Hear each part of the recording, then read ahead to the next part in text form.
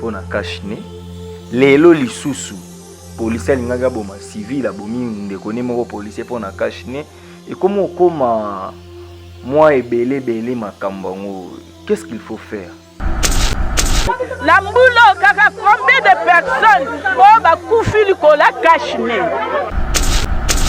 na sengi pena pardon le général Kasongo ba ordre le pesa ba policier ba ordre mal donné loi wana ko basi quelle base ya loi yo o ataka ki epona nini loi ngo ezate malade yango ceux qui peuple kufi na malade yango ya yo nini somoni koki musala te tika na papa ba policier ba boma ba tu bango la ba boma ba bomi étudier na campus pour na kashine OPJ wana pe makamna pe photo lobelaka baza batu moko na yebi batanga loi na ndenge ya sima leno ndenge ya fallait que tout policier a kashine na bureau na ye tanga monike mutazo le kazangi kashine policier azui apesiye policier aza pour la combattre la ba peuple comment c'est biso soto monique policier to komi kokima policier komi munguni na biso na ndenge nini normalement ça attend un masque no futi 10 000 après ça masque mo futi 10 000 ozo bima sous sa masque lelo le bandel na tongo to la muti ba policier ba wana ba bomani bomi mninga pola kashine papa général Kasongo so ko kono musate ha tika na yo a corriger ba policier na ye malamu oyo azala bongo te na kosima minduki alongola ye atika ye maboko pamba. Donc les arbitraires, nous bien pour les arbitraires. Voilà. Aujourd'hui, au moment où nous parlons, il y a un policier, na Bandal Bisengo, ou à Koufi. Pour policier, ninga nae alinga kia boma civil pour na kashine. Donc to sepeli na liwa wana te, mais tozo lela. Toza banyamate. Ba policier général Kasongo, général Kasongo tie baza policier ba loyenye. Policier bi musala te. À la formation, le policier bataille, a dit qu'on a bête à Moudou, comme ça on le voit jouer. Papa, j'ai les Kasongo. Le mois, non, papa, à toi la poste à la hauteur. Suivez Amadia TV. Amadia TV est une chaîne d'actualité générale. Vous aurez sur Amadia TV politique, économie, société, philanthropie, culture. Soyez branchés, c'est une chaîne de haut niveau pour vous informer de la manière très respectueuse et en suivant des normes journalistiques. Abonnez-vous massivement sur votre chaîne YouTube Amadia TV. Matondo na baiban sobozuli bakumala mo ya kolanda biso masolo politique na nzela ya Amadia Television sengo ezali penza ya koyeba ke bozebele o bopesaka biso confiance ya kolanda biso na nzela émission oyo. Donc merci na bino nyonso partout dans le monde ozo ko encourager biso ba appel ba message ba commentaire bo liker ba vidéo et ko ça biso lisu bien to zana pour ça vraiment beaucoup ta ebele on a on a vraiment nyonso oyo bo zali lelo to zali susu na maître Joe Ngoto o penza boyebi pour la bateau beaucoup zwa occasion ya otala emba liboso azali cadre ya mouvement de libération du Congo MLC parti à Jean-Pierre Bemba Gombo azali vice-président fédéral. On a travaillé avec le sénateur Guérengo, na compte si à parti, Azali Peli Soussou, président, il y a Parlement de la jeunesse des mouvements de libération du Congo, PJMLC en sigle. Et l'on a eu, tout le monde a la membresé belé, l'actualité à Makassia, tout ça, on a Seni, et puis tout aussi, mon qui peut comportement de nos policiers congolais de père et de mère nenge toza na scoop moko policier moko uti oboma policier pour alinga boma civil pour na kashine. Donc to me oyeba soki kashine ngo et comment infraction pénale eza inscrit na code pénal to ko tsango na nature juridique nini mambo ya code pénal imakambo ya kashine oyo lelo to ba geste barrière. Maître Joe Ngoto mbote na yo. Mbote mingi ndeko Steve, mbote na bandeko na ngai belo ba kolanda ngai. bakomi habitué na olandanga mpe bolandanga pour la première fois awa Steve abenga ngaka po totonga te tosolaka masolo ya mboka topesana pesa likanisio nga naza nango o bato mosusu mpe bakoadira bato mosusu bakozala contre yango mais babaka de la discussion na baéchange ya baide nde tombolaka mboka yango mona so bengi ngai nayaka na monopole la vérité te je peux pas prétendre cela nasepeli koya na bureau na nini na plateau na yo surtout émission tosalaki ya nsima na moni bato ebele ya maja basepelaki je crois que ekozala so plus osala malamu. Merci maître Joey, aux juristes, aux avocats. Pour expliquer biso lelo nature juridique vraiment il y a gestes et barrières surtout cache n'est pas yango ndezo créer ba nuit ebele et récemment awa ba utoboma mutu pona cache ne lelo lisusu police lingaga boma civil abomi ndeko ne moko policier pona cache ne et comment moi ebele belé makambango qu'est-ce qu'il faut faire? Non mais loko wana tolanda pe pa bato mosusu te ba mesure ndengo wana ya ko créer ba sanction les kakana et pas na les kana parlement na assemblée mais moi niko ya biso etika le kakuna te izaka décision ya gouverneur na basali réunion na inspecteur général la police ba décider. Or normalement na toute logique balinga ba boka psen to na matière de sécurité to memi projet oyo na assemblée pour ba couler yango na forme ya loi mais sikoyo le gouverneur prend un arrêté comme ça pour créer des infractions et ça abi munene zalate avec non même pas dans l'assemblée provinciale na yeba lango eloko moko te donc ils a jungle oui ils ont le cas ils ali jungle pour ba pas juge ko appliquer nini loi wana ko basi quelle base ya loi yo o ataka qui est pona nini loi ngo ezate comment ni donc il faut tout le monde a banni on peut peut-être ande ba député ngwana ba ba fainéant ba plénière moko 2 par semaine na mois 4 mais ailleurs c'est chaque jour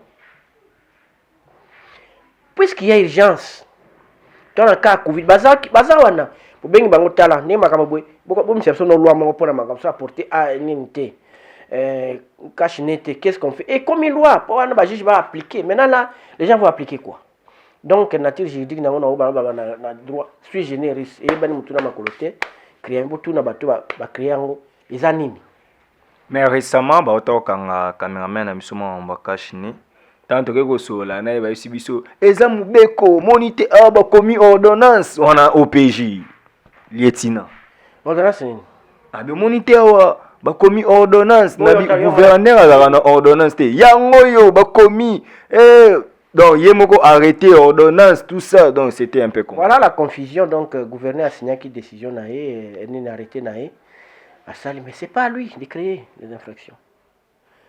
Parce que l'on fait est applicable na Congo Mobimba.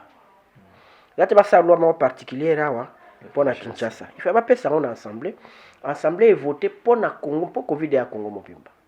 Et ça pour na Congo Mobimba. Omoni. Donc OPJ wana pe makamna pe photo lobela ka baza batu mo na yiti watanga lwa na ndenge asima. Neno ndenge abo. Donc na ndenge na ye à ça donc ils sont malheureux. Il faut que nos députés soient vraiment des travailleurs. Et donc, on peut le faire. Ils ont articles belletés. Vous prenez pour 5-6 articles. C'est cet article. Vous donnez. Avant, je dis, bandi moussana 9h, 12h, si vous avez un temps pour vous bani. Bon, ok, d'abino. C'est bon, bah, il y a 12h. Mais si vous avez 12h, vous avez 12h, 15h, vous si tu peux 16h. Ça, article belleté, quelqu'un de vous, notre gouverneur d'Azalaki Nango, le gouverneur de Belé va se concerter. So pena bata police voilà pour na biso to daga au quotidien na ministre intérieur so ni pa pèse ministre intérieur apporter ngo non aye nango ministre intérieur aye nango voici ba débattre si les journées mongo si les pays comme une loi et tout le monde applique mais c'est ce qui n'est pas été fait et donc les gens ba arbitraire non mais ba chaki peine amende pour bat babanga quand même maintenant la bignon soit là il fallait les cas nini yo zo amende en fonction de quoi pour ba loi pour ça la mais faut nini ya mibeko yoske ozo policier no lati nini te pesa 10 000 pesa 5 000 Comment on a tchawana apesi. Normalement ça attend un masque on foutu 10 000. Ba pesio. Apesi ça masque mais foutu 10 000 on ozo bima sous sa masque. Okuta na pena mususu bakangi olisi. Voyez-vous? Okuta na mususu wana liboso akangi yo pesa masque. Donc ça ne sert à rien. À un moment. Donc les arbitraires, nous bien pour les arbitraires. Voilà. Aujourd'hui, au moment où nous parlons, il y a un policier, na Bandal Bisengo, ou à Koufi. Pour policier, mninga nae alinga kia boma civil pour na kashine. Donc to sepeli na liwa wana te, mais tozo lela. Que mutu abimaki na tongo, ta musu palala ki garde, to ebite papa za musala, mais azui bal pour na ben prudence na bango moko. Makambu ya leki na biso honoré étudiant na Inikin na sciences de l'information et de la communication à la kiwana na faculté à lettres bazalaki na TP basa na tournage wana site wana en principe selon explication na bango eza site universitaire baki na tournage du coup ba policier ba yeko senga bango autorisation ya tournage le temps baluka ba expliquer bango incompréhension bakangi assistant bref erreur lisusu bavire policière mwana na biso honoré Kasha akufi. Quel type de policier que la République doit avoir? Bon, ils sont tous d'abord des pères et des mères qui tuent les pauvres Congolais, qui nous tracassent la nuit. Pour les avoir autant mon anneau, bangande ba bandit, sont mon policier se pélé ailleurs. À protéger au tinanda tout ça, mais ce sont comme un policier au Lili. Nous avons au Lili. Donc, qui nous recrutons? Nous avons habité. Nous avons habité dans un centre de formation de la police de PCM à Kanyama. Lui-même, c'était quelqu'un de très discipliné. Mais, la police va discipliné. Il y a deux choses. Sauf que la police est belé. Je vais expliquer au règlement. Mais il y a un fait. Ils sont affamés. Au moment où les policiers, ils ont marché, ils ont 18 heures, ils ont sardines, ils ont dit pas 200. Polobi a résisté na batou. Donc, ils ont de l'autre côté. Et puis, ils ont conduit belé. Ils ont dit, yo, ça bololé. Civil a de l'autre côté. Ça, c'est vrai. Biso tozaka bilanga na bango bayaka kozwa epa na biso biso baka nga nazala munduki na arme na la nzala na ndenge nini comprenez pas qui peut porter les armes et à quelle occasion pas pour ça na matraque bazaka nango c'est ça akangi pa batio matraque bakangi yo mais arme ezaka so une opération moko boye babi ke boko na résistance pe armée ndebo su arme un policier doit avoir à apprendre ba arme martiaux tozaka na Kinshasa wa ba meilleur ba champion ba judo ba taekwondo ko te banaka pa ba soda na Congo na DSP donc ba meilleur na ba judo c'était des militaires ba catcheur ezaka ba militaires ba gendarme. Donc, il faisait ça. Donc, n'importe quoi, quand la machine de guerre. Abimeli yo bouger ni. Là, ça peut s'armer, hein? Na ba kota koliwa na ba viande bazalaka ba bomba motoli ngoto no sa ba catch. Ba quitter l'opération yo arme ni ya kotia pour neutraliser aza bien formé. Nde bazalaka ba maire judoka. C'était les militaires, mais les lois c'est pas ça. Est-ce que ataba ni nango ya sport za kasuna ba nini? Sport na bango za ko beta masasi. Voyez un peu. Mais ça, c'est pas possible. Les meilleurs, je te dis, les meilleurs, taïkon de banda, ne peut être dans la Mikos et banda na DSP na Kanchach. Les militaires. De banda makambouana. Geda on les a créés par des militaires. Il y a Jido. Alors, les gens, ils ont ressuscité. Donc, ça va bangaboé, dans bêta, abetipi. Oh, bah, mais on a dit, oh, mais quand on a pas sur la moutoune, on a morototi. Oh, mon. Donc, de deux côtés l'état a formé bango bango bana nyoka bozo que une opération débrouillez-vous ya tika na palais msusu Bayer avec hôtel Melaye tout ça yo zo résister ko peselar ou fingi pe tout ça bête ba non légitime défense anga boto nga arme mais landa pe belé ba soda ngwa ba saka ba pona za ba kamani ba avocat ba kena ba prison mo ba kanga ba buma bato ano mona ba fansinga na prison na 3 ans 2 ans mwaka ba bimisa butu ba miteso na iziro ouais un peu lakini bomona ka yesu sutebo ga isi azana prison kufa kuna c'est un peu malheureux na mboka les propres armes biso tout sumba biso na ba bempo na biso ils ont contribué pour na kubuma biso c'est quand même grave na bloc abo il faut général Kasson banani en toute honnêteté et militer ba nini ba démissionner c'est quand même pas normal et ça n'a pas c'est na yoka kango mona deuxième gado tiré ba kufa je me suis mis à la place des parents et puis parents utaki na intérieur je vois ces parents là ce moment ici avec l'espoir que tinda va contribuer à les mois tout les mois boyer bakunda ça fait très très très mal et puis on nous dit les policiers là fuiza ka bongo wa bomaka chauffeur là na ma campagne tirer pe akiti pe akenda pe amona na te donc ezaka bongo mi balo bakanga ki bazaki na comme c'est pas bandi ba tirer ki ozaka ka moi si comme ça ils ont près 3 ans 4 ans après 6 mois et l'enfant là est parti comme ça c'est ils ont passé. Mais qu'est-ce qui fait que les lots ça c'est comme on bête trop alors que kala koyoka lisa c'est là qui facilité mais to comment et comment nango mwana nyonso ebige masa c'est bête babi son o eza lisa si son eza ya kano pona kalela ka so ki koba kano na biso mbodi la ka so ebeti ebige o kano lisa c'est bête à moi rare si vinga na koli ti na eu diplôme na 89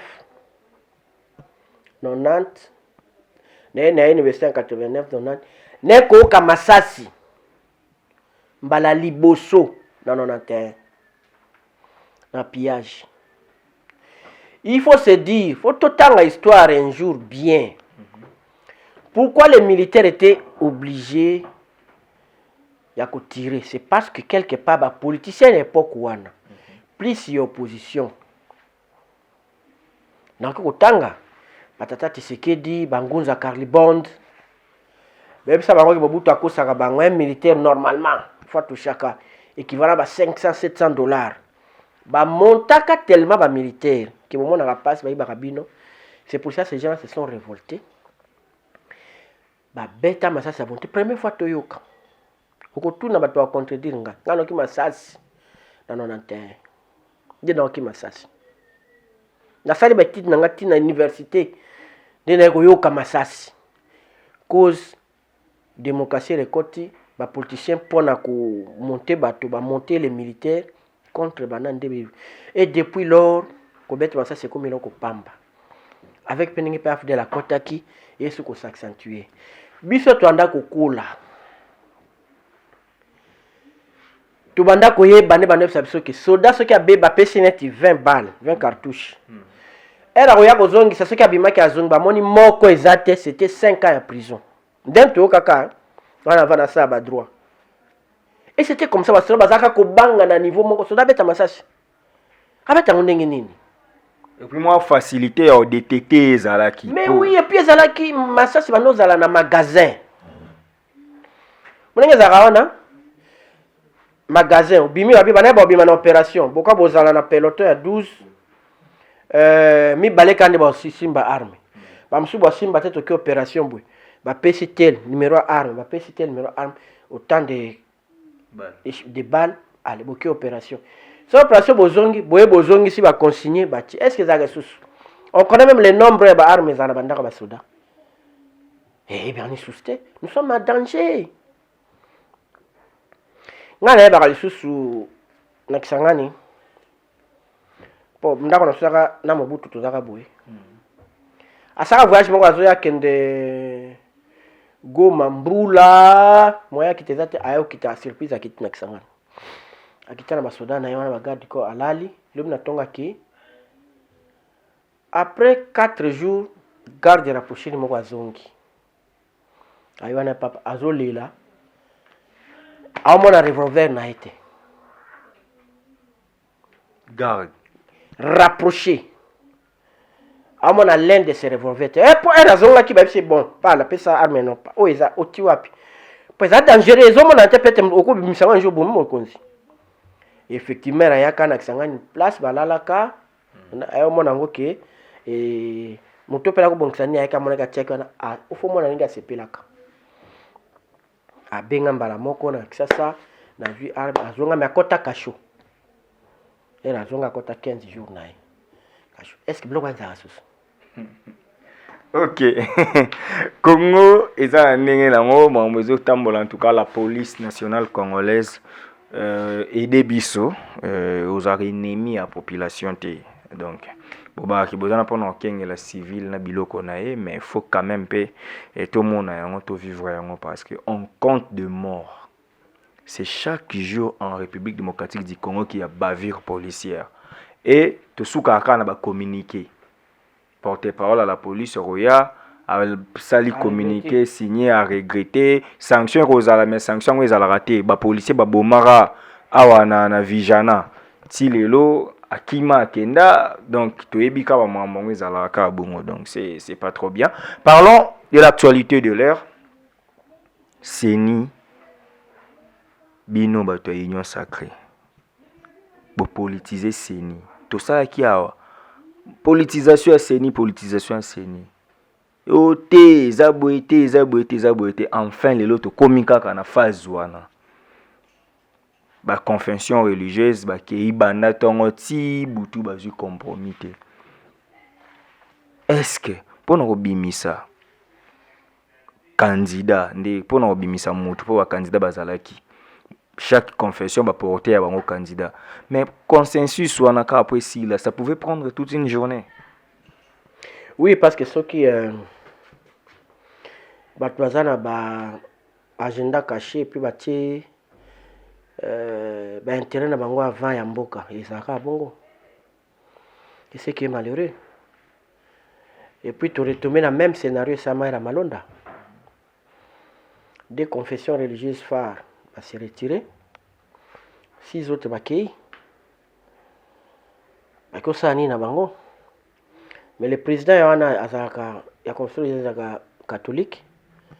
Vice-président azaka SCC. Sikoyo. Ceux qui bango ba signer procès verbal te. Ils ont quelle valeur?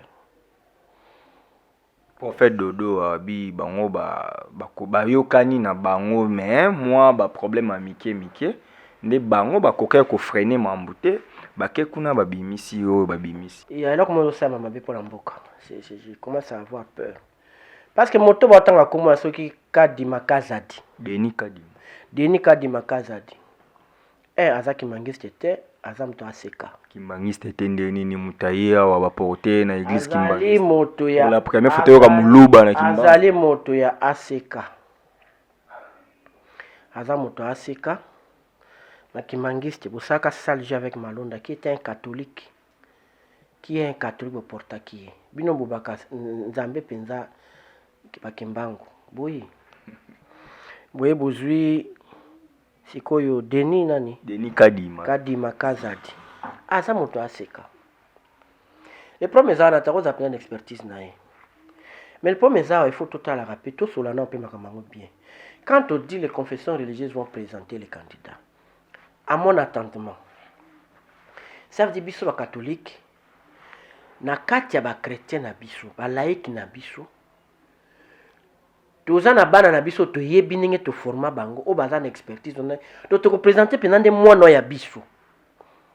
Les protestants vont faire des mêmes, les kimbangistes des mêmes, ba ni nsusu des mêmes, ça veut dire bano ya bino ya kati mais c'est comme kizobazoba mutu moko aye na ndenge nenga ba influer bino vous êtes comme des confessions religieuses, soyez honnêtes. Si vous n'avez pas un expert chez vous la confession n'a bien mais laissez. Ne désignez personne. C'est ça l'honnêteté, pas dans Zambé. Ne pas se déconner. Yo yebie pas na yo qui mangiste que ça non makam électoral ou un expert. Yep ça baninga en tout cas on a présenté mon tout. Au cas où présentateur est valable, on a voté. C'est ça le Dieu, c'est ça l'honnêteté. Mais on doit servir nani na yo pour un tampon na cop. C'est sous malédiction, non? Mais ce sont des serviteurs de Dieu. Ils prêchent les ciels. C'est ça que les gens qui disent. Il y a un gens qui disent et belé.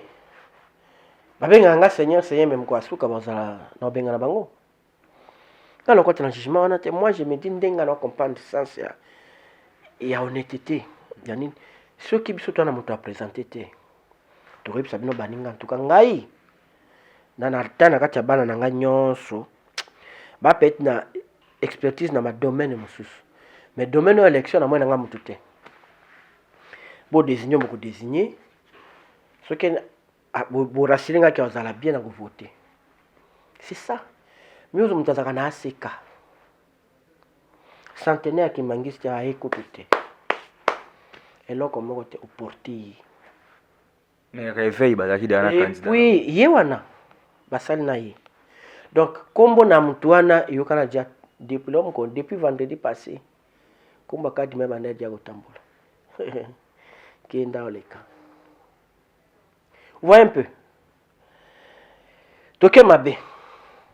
Pour ça malonda IDP sa télémarque ou quoi ni batwa saba match batakufa. Alors, président Moïse Nabi et Salemaki normal était, il faut qu'on zongis. Moi je crois qu'en toute logique, ce président peut à Kozala. Puis ça crée qui jurisprudence. Ce qui va dodo wana, batini comme batini de kadima, ce qui a sa logique. Akobo ya pe ko signer ordonnance. Akozongis. Toujours déjà au moins que 2023 on peut ça musika na biso. Pour l'élection, on peut ça musika. Parce que koyokana ezate. Mais balobi que natanga vraiment selon ba ndeko na biso babi cardinal Ambongo alekisi. Yeka mutu azawa na po natangaki publication moko ya ndeko mo ya IDPS, je crois il est mon ami sur Facebook. Alobi ndeko ya candidat ya catholique aza dirkab ya cardinal. Aza ndeko na moni kutu batu misu ba commenter ba boyi ba bite cardinal aza ya Sidu Bangi o wana aza ya Chwapa. Mais quand même bazomona que catholique elinga ka mutu na bango et puis comment ba kotika catholique a diriger seni tandis que bango ba lingi na nufachi te. Pour bazo ba déclaration na bango za alternance 2023. Basala nini? Selon logique nae. Ça veut dire ce n'est plus l'indépendance. Ils veulent quelqu'un de Fachi pour faire les élections. Bah ça ngoda babaki qui va préparer l'alternance en 2023. Mais oui. Mais il y aura alternance non? Le pouvoir des Aganini, papa, le pouvoir des assemblées, des présidents. Le pouvoir, le Baka, c'est l'assemblée qui investit le gouvernement. Vous pouvez avoir un président. Mais dans la majorité, quand Félix était obligé de composer avec Banani, non? N'est-ce pas? Mais il y aura alternance parce qu'on va changer les députés. On va changer les sénateurs, les députés provinciaux. Et tu vas changer, les gouverneurs vont changer, non? Mais alternance, comment il dépêche Maël Soukaka Moukeka pour le président? Mais non, les pays, ce n'est pas seulement le président. Il y aura alternance, c'est qu'on est moins fâché, il y a encore continuer, encore remplir. Mais à cause de la paix, pas FCC Zongi Gaillard, Basale Alliance, Nini, Basale Alliance, na 400, Babi Touro, pas question, Nayo. Voilà qu'à la présidence, non, nous nous dirigeons. Qui aura l'effectivité à pouvoir? Ils ont. Alors on va me dire que alternance c'est ça limité. Parce qu'ils vont me dicter leur politique. Oh. Mais comment on a ce balobibo et puis communiquer avec un dossier na batunyo so bo tiango na nane. Et puis on est en bongo, ba lembaye. Biso dans la catholique. Nous savons les langages ya ba abbé na ba père. Ba abbé bazaka mpe ba diplomate. Pa baza ba diocèse ba fanda na bino. Ba père bazala mangum ba missionnaire. Do ba sala que église catholique kende musika na lelo koma ne umela boza bango. Nomona. Mais ambongo azana trace ya François non? Eza ba toyo boye. Il y a un père jésuite, nani, François. Donc, beaucoup l'embaye. Ata bolobino mena tu makambo babimisaka ya momba akanyalo baka basenga ka jeep tout ça na éclaircir ngo lelo. Po ba yo moko sokozo ba peuple a compris na misère mais yo moko tika ki peuple na souffrance OK Rolanda jeep. Ba ko ta so ta mona jeep ona. D'abord un père chez les catholiques basala ka vers pauvreté. Ba lukela ngai ndako moko loko mo ya mbongo. Jeep azaki na mbandaka jeep azaki na nini. Il n'a pas ça. Makamba jeep anezaka nini. Er balatsaka palium ni mo balatsa la catholique balatsaka na 20 mai. Vice-premier ministre a représenté le gouvernement et c'était Makila. Aya lobby tata mokonzi sepeli asali yo cadeau ya Jeep TX maboko. A lobby. Mais après Jeep yate. Era eko sala messe ya er Félix Azui. Era est-ce que monsieur Watiki a bandi. Qu'est-ce qui s'est passé dans l'église? Aïe la barrière ni à ba père. Ba be mususu ngata catholique ba mko ba lui aïe la barrière ni ba makamne boy. Tout le monde a vu que ça que Jeep ngo to mona ngate. Il passe à teki na ya zumbonga la barrière tout ça. Comprendre? Lui a entendu ba murmure ba sango na ye.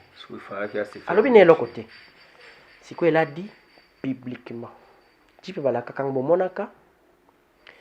Deuxième message ezalaki pour ebisa ba autorité. Boti kaka kosala ba promesse beaucoup réaliser te. Comprenez? Les gens comme ça vous avez des yeux, vous voyez, vous regardez mais vous ne voyez pas. Vous avez des oreilles mais vous n'entendez pas. Donc, c'était ça le message. Oui, nous sommes attendus sur votre pessinga Jeep pour réaliser. Les gens promettent sur mobilier ça seulement. C'était ça son message. C'était un début à mandat à Félix, non? Pour dire ce qu'on réalise, ne promet pas. Et puis dire à ces prêtres, dis pour vous quand c'est la mabe, ça n'est comme jamais. OK. Donc, bah te belé, bah comprenant autrement, bah qu'il ne pas là. En bon c'était un père missionnaire. Azan la richesse, il n'a rien pour lui. Ma père n'est pas n'a rien pour la banque. Aux andegono père, ou bien andegono biso kuna. Totindele bilamba, beaucoup tindele 10 pantalons, tindele ba chemise. Quand il arrive comme ça, comme à cause de sa père supérieur naï. Ah bien bon. Yo zo mi balé. Pour Charlie, pas zangi pantalon, zangi bon. Nani kuna bakaboul, c'est ça la vie communautaire. Les pères vivent en communauté. Alors, au ya kuna te bolbalo. Donc, au mieux soit basi rambongwana c'est zo le kanango zo rien. Non mais zo le cas parce que bande ko belé azo déranger pouvoir lelo. Lelo yo babi est-ce que bazo atteint autant la Bible bazo atteint ensemble pour eux nyonso bango bazaka na politique. Oui benga pesa ngai tout ça c'est nyonso akima toyede pesa mo pesa kanda.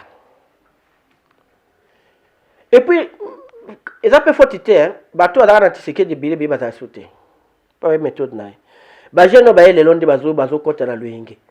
Mais tiseke n'a jamais facilité la tâche à quelqu'un. Nga nepsa kona na émission na yo chaque fois so benga. Tike da gara soki gouvernement zolo ba mutu alobi après 10 minutes azu atata au sereni bureau ta benga journaliste. Non, il y a zaka bongo. Jean bloc. Ah, donc un bloc. Il était comme ça, lui n'a jamais, je dis bien jamais facilité la tâche à quelqu'un. Mais pourquoi il vous donc leur faciliter la tâche? Mais démocratie ça la bagarre était, yo kan sanini. Mais ils doivent intérioriser ça.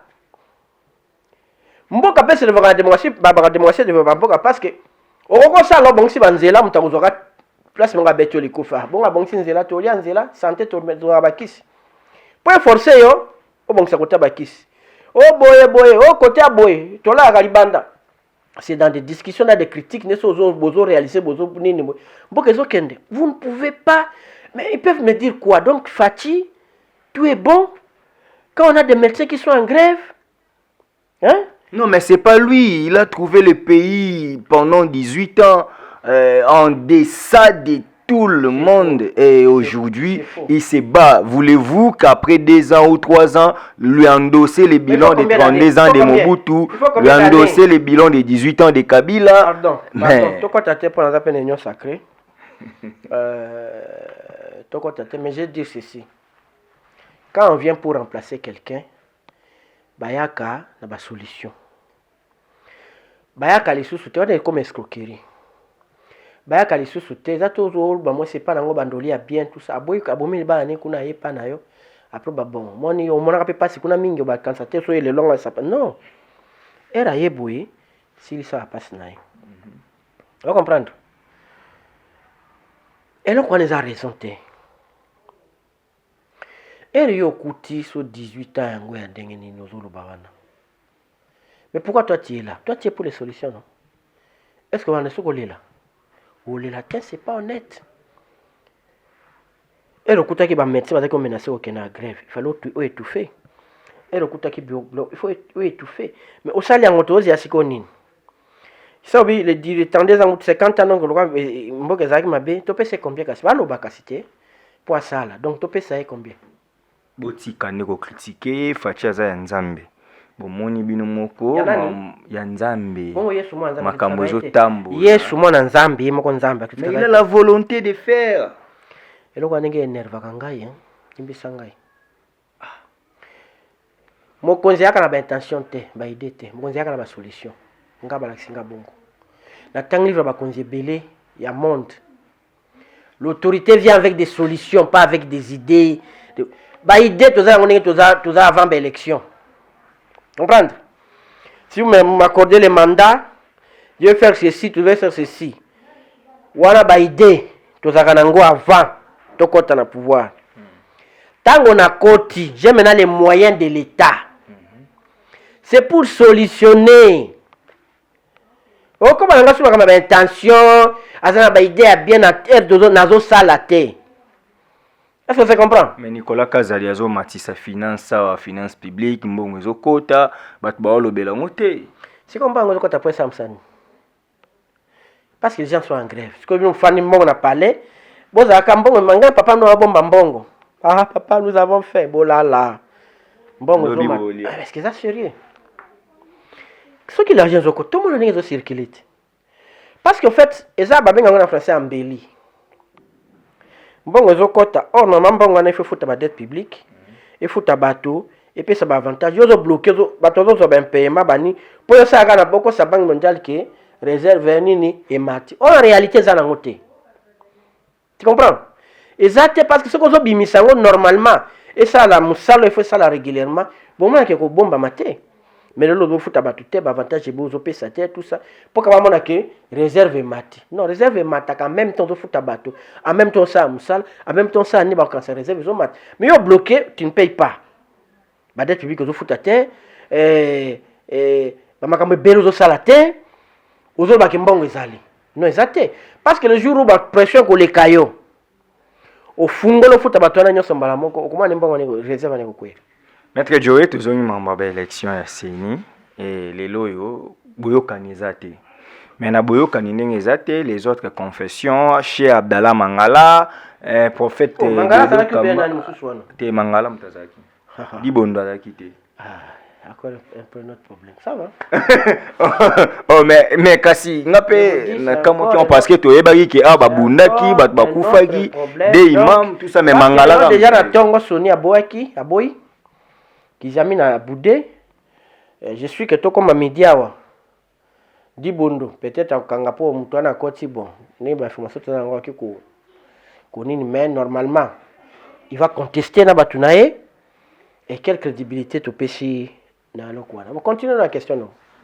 Les lois yonde bango bazalaki bazikali 6 de wana baboyi babi est-ce que expertise ya ba élection ils ont revenir kaka na catholique na SCC pona nini ka bango kam ba complicaka 2006 de 2003 à 2010 on a connu Malumalu Senko Malumalu la ramta catholique dans la logique Malumalu c'était un abbé mais sous-traité par Kabila parce que il est issu des catholiques. Non, oui.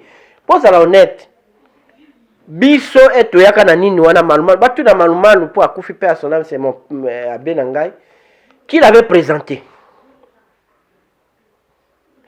Prêtre catholique mais présenté par la société civile monsieur pas par l'église catholique. Biso depuis 2005.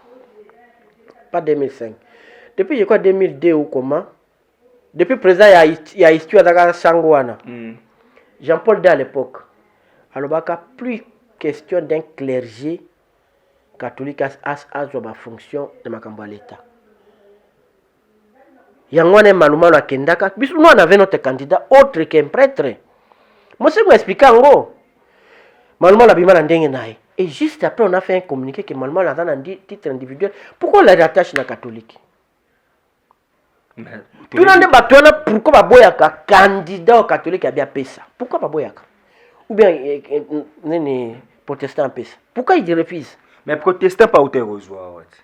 Nani? Nanga. Ah, protestant? Ah, Nanga ba Marini Bodo mutu batinda Marini Bodo monseigneur Milenge Mwene Loata ba nazalaka quand même na ba circuit oyo. Bon, wana za moninga na ngai. Hein? Aza moninga na ngai. Na yebi. Ya yebi soki aza penza protestant. Diacre. Yo ye. So ya des églises protestante, église na ye. Protestant za église de Christ au Congo. Nanga za na kati nini wana te.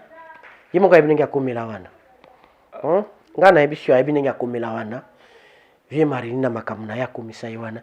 Il n'avait consulté personne na kati. C'est maman ngele kaka bongo po soki nanga la protestante ba.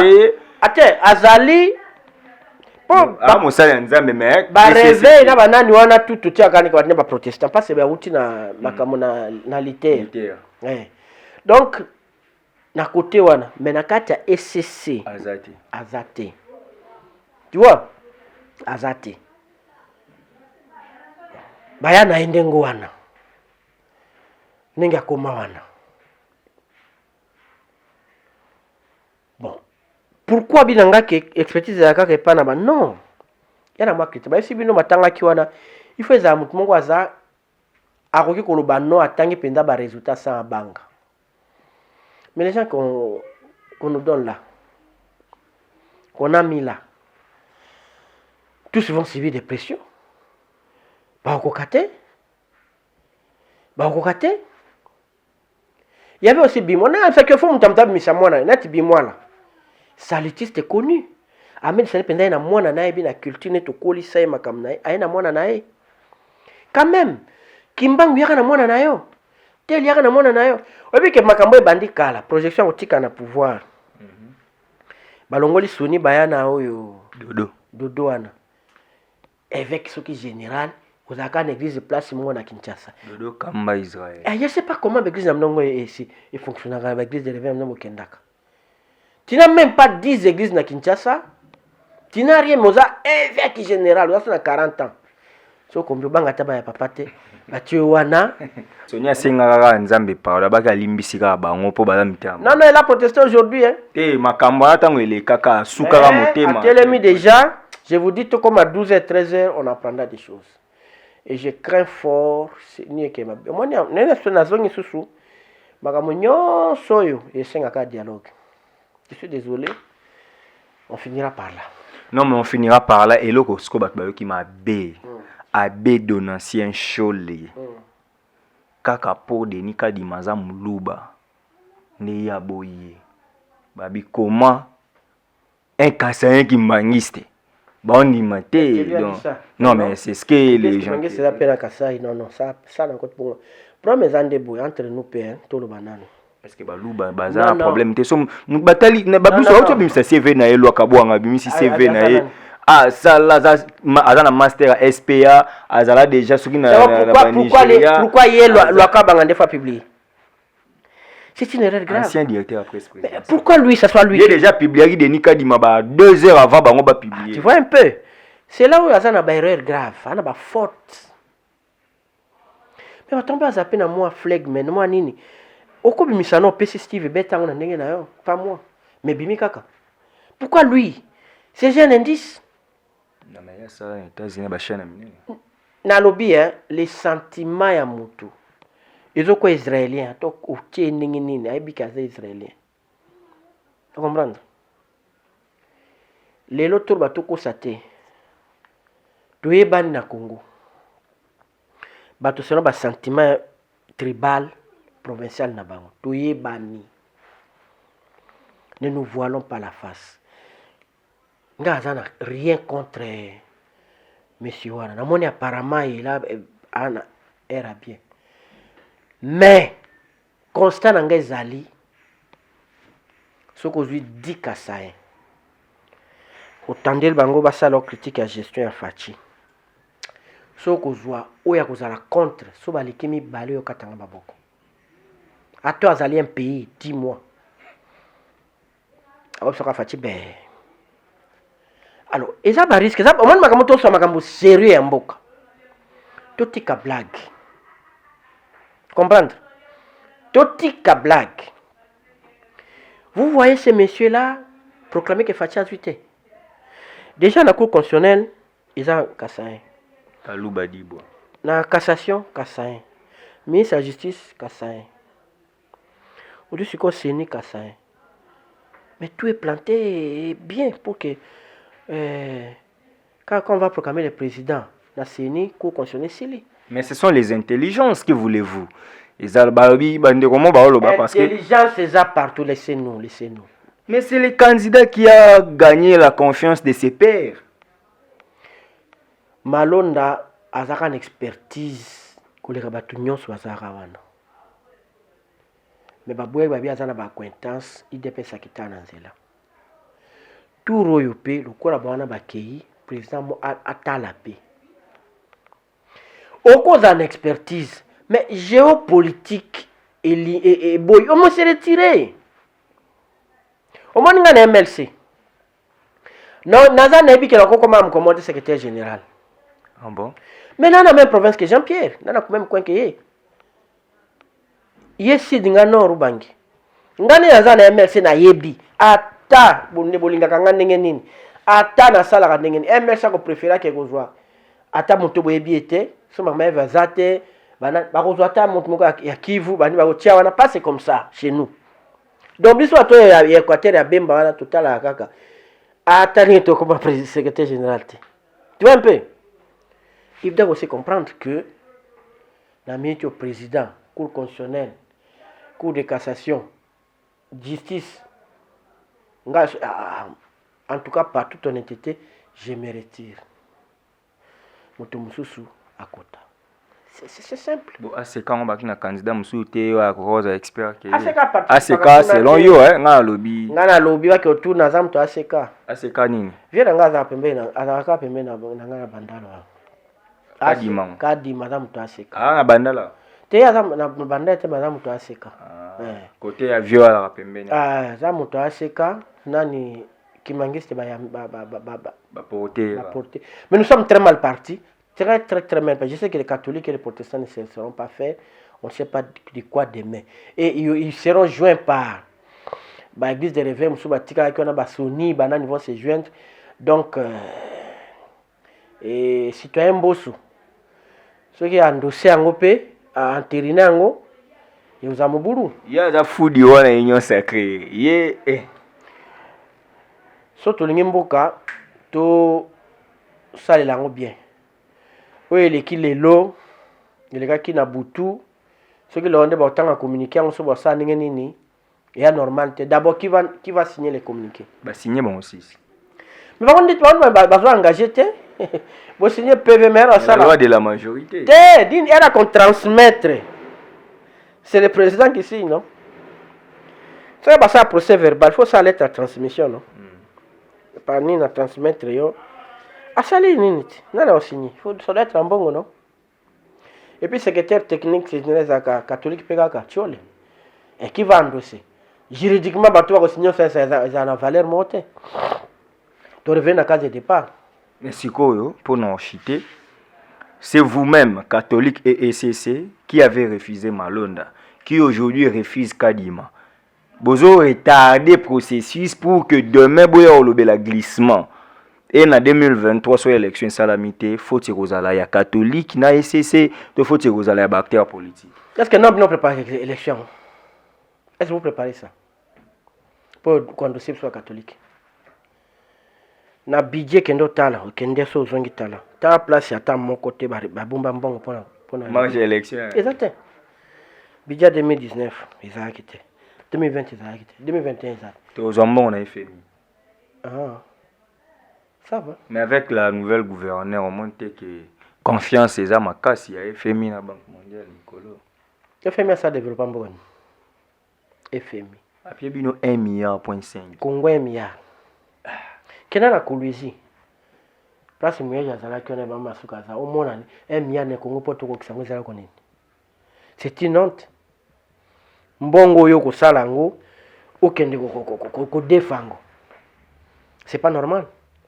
1 milliard c'est rien. Si on se perd, et bien l'élection coûte combien? Parce qu'il faut enrôler sous banat. Alors 1 milliard c'est l'autre. La machine a voté Pézara. Botika ko les catholiques et les protestants, au moins une fois Congo est démarré à ta. Parce que moni, quand on a mis pour mboka. Par expérience, le président Bazaka est élu pour la première fois. Premier mandat, Bazaka Makambe Belé. Et puis deuxième mandat, il y a un footiste. Mais absolument, on a le premier mandat, je ne vois pas pourquoi ça l'a bien. Le deuxième mandat, c'est par expérience. Moi, quand même le premier mandat, il faut boulevard, c'est il faut te reconnaître. Et on a un loi belé pa salaki. Ba bancarisation kotaki, ba nini mabele before reconnaître makambo yaki wana banini. Deuxième mandat kwa yepe mo footiste ku kabalare bani. Asaki bon pona bo pese mandat mususu. Bo pesa ke deuxième mandat. Oh déjà premier mandat ça Bino kasiti bino.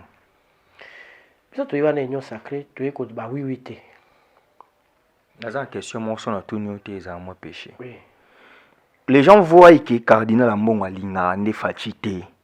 Alors que dans l'ordination, nous avons vu secrétaire général du MLCF Bazaïba dire que Papa Jeannot, les fruits de vos entrailles sont bénis. Aujourd'hui, on comprend que cardinal Azaka oncle, il y a Jean-Pierre Bemba. Mais Jean-Pierre Bemba pire Fachi Lelo. Cardinal a contredire Fachi. C'est qu'Aligny ne venait été. Bon, est-ce que ça va point n'engagement Fachi? Il contredit tout ce que Fachi. Quand il vous dit, meilleure façon de célébrer ma mémoire à Mosengo, ils ont partager richesse en boka bien.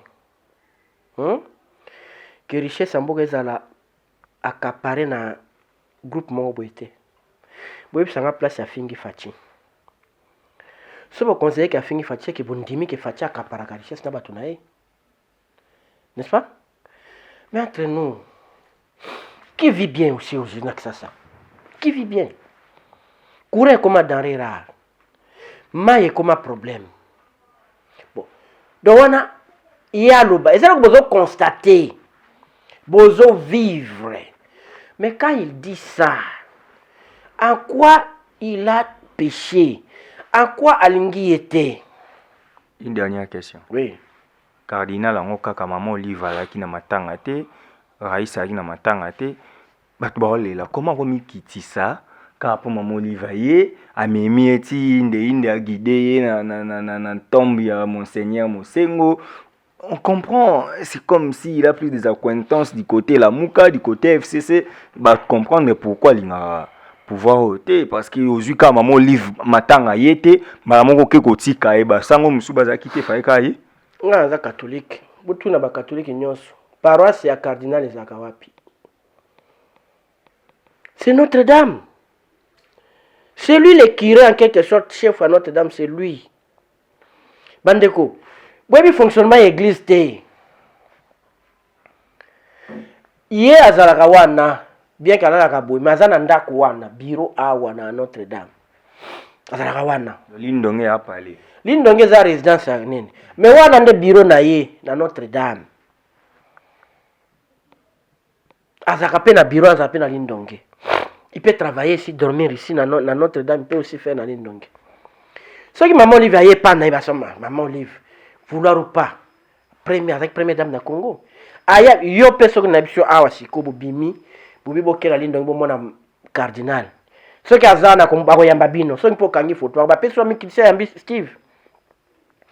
Na pesi yo na équipe non ba Charlie na pesi bino bokene ko ba bomona eso bomona ite. Mais elle va pas comme qui ça. Mais oui. Mais Jésus était qui? Jésus a koufi wapi. Comme un voleur, non? Jésus est Dieu à Botami wapi. Combien qui ça sert à dire quoi? Quand ma maman c'est président, omemi na nini ya mosengo et ça le problème. Mais les gens m'ont dit moi culture muso amona il faut qu'on zala boy. Non. Un prêtre c'est le serviteur. Jésus a lavé les pieds de ses apôtres. Un prêtre nous lave les pieds. Si vous savez que vous donne dans la bino c'est à vous. Mais oui azolo bana ce qui a kuna lelo alobaki ba critiquer muta komaki wana bien mikisi. Akene kaka lobaki je vais voir les cardinals akoyambaye. Nous sommes arrivés à la fin. Nakomi tokomi na suka ngaza na kubanga makasi pona mboka. Namoni ki ba congolais totika na biso Congo. Toma kubunda biso moko nde totama na ba jeep bana na biso tout ça. Naza muta parti. Mais là on a loba peut na parti na nga ba mwana ngo malamu te. Mais ce qui peuple a télémité. Na koti na nini no mi bundela Poso mi bundela. Mta bundela za. Steve alobelaka ngomna mukonso mwana ngo loko pamba. Soki botelemite pona koyebisa biso arrêter bonyokoli biso mingi. Biso tolingi boyi. Oya kosala te tobwaka ye quel que soit mandat na ye biso to biso. Peuple peut marcher sur la constitution. Po yenda votaki. Est-ce que vous voyez il peut dire aujourd'hui il arrête. Il a pour la pension mandat, souffrir. Il peut arrêter. Le peuple peut arrêter, c'est le souverain qui délègue des pouvoirs dans Batouana. Si vous déléguez aux autres Salamabé, il peut retirer à tout moment. Mais vous souffrir. Pour que vous ayez une élection, budget il y a élection et batiakate. Nazoyo kawana ke motoana ce qui a koti et local bossa bosenga il y a aussi un enrôlement à exiger nos gouvernements si ça a un enrôlement, si ça a un recensement. Et vous voyez un peu. De toute façon, vous avez Mabiso dans l'entretemps. Et nous avons bino, nous avons un vecteur à développement. Papa, il faut lobby nous à bien. Il faut lobby à banano les kayayo. C'est comme ça que les blancs vivent. Il y a Zabou Angarmon, on a un lobby à ça la plus que. Sommes-nous ça yo au lingamon yo Ozabo et moi on a plus on n'aime que se développe. Mais tant que tu kozwa mokano wana te de commun accord. Boko yo kanabo ba benga nenga tribu za zoba o ko sale la nana mukasa yana kasa to tika ba sentiment wana. Ngai nazomona lelo ezali Congo droit sur la congolité loi quoi sur ba dot tout ça sont des distractions. Yande ona na MLC. Atane ona nga MLC mais na moni c'est opportunité. Na komona semaine no na matanga nano. Na komona vendredi na sur la nem papa. C'est bien politiquement, comme on est là, il y a partout. Congo Mobimba, tout le monde te cite. Politiquement, tu as gagné en popularité. Mais au fond, ce que tu dis là, ils ont moins passé. Et après, tu sais, tu as créé le Kamogara. Comme on est, les autres, tu as mis à ta na droudra. Mais comme on a, Singi Pouloulou, bien avec un candidat quelque part, Mba au peu aujourd'hui. Partout, on parle de lui. Comme on est quand même contre Nabakinyoso. Politiquement, il a gagné en popularité. Mais quelle popularité? C'est ça le problème. Donc, pour nga bwana ba loi, ngam ko muto ya kana loi wa. Na ipsa ko tobo ma ba association tribale. Pour ça que projet nga so comme député, ou nga projet à loi nga na ngwana. Oh nous les anciens les alliances de Bangala, Bomadi. Oh Boma, les Boyome. Et Boma, et momelo comme na Congo. Donc ça association est terminée na Lobaka. Les anciens, par exemple, à Inikin, les anciens de l'Ifasik, qu'on est allés Melo, Mungala, Monani, beaucoup de familles, ensemble, les autres, multiculturels, Wanaka, quand ils te soutenir. Oh, ils ont nous, les Katangais, nous soutenons, tout ça, faut que Boma. Comment les autres voient que en Europe, sont de combien, États-Unis, Canada, comme on a Mexique, mais nous, les Kassaïens, nous, les Katakassais, nous, les Benakajel, Bisso, les Boy. Quelque part. Tout le monde ngai na boy sous développement. Développement. Faites comme moi. Refusez ma cambouana. Travaillez pour le développement de votre pays. Contact. Contact Nangazali plus 281 et plus 243 81 200 et 501 90 71 plus 243 9 97 58 71 76. Voilà. Yangwana benga to solo beba benga to solo la pe bien musu to ntu ba mi musu pe ko finga yo zoba yo tout ça bon na zoba comme na ba ina na monopole la vérité te oza d'accord na ni na ngate so na za zoba corriger ngai lobsanga place au deviaki ezaboué. Voilà. C'était Maître Joey Ngoto. C'était un réel plaisir de le recevoir sur ce plateau. Donc, tu as vu que vous avez belé ou sepeli na émission Oyo. Merci d'être là ça depuis Switzerland. Merci na yo. Merci na Mémé Sifa. Bon rétablissement à toi depuis Canada. Merci na Serge Papa Sympa na États-Unis. Merci na Ntsu Kandombasi na États-Unis. Merci na Rigen d'ici d'Ilavia. Merci na Batunyonso. Sans oublier les top managers Junior Amadja et Amanda la Duchesse. Merci Nabino Nyosobo Lundi vraiment biso émission qui réalisée na Starly Lima. Merci na Kevin Mohamed qui m'a tenu compagnie. Merci na équipe Mobimba ya Amadja Télévision. Ngana bino tokutani mbala ya sima quand to ba peuple congolais mi bundela. Poso mi bundelité mto bundela yo azate. Merci. Donc puissance liloba, il est qui est Lissassi. À nous revoir. Merci. Suivez Amadja TV. Amadja TV est une chaîne d'actualité générale. Vous aurez sur Amadja TV politique, économie, société, philanthropie, culture. Soyez branchés, c'est une chaîne de haut niveau pour vous informer de la manière très respectueuse et en suivant des normes journalistiques. Abonnez-vous massivement sur votre chaîne YouTube Amadja TV.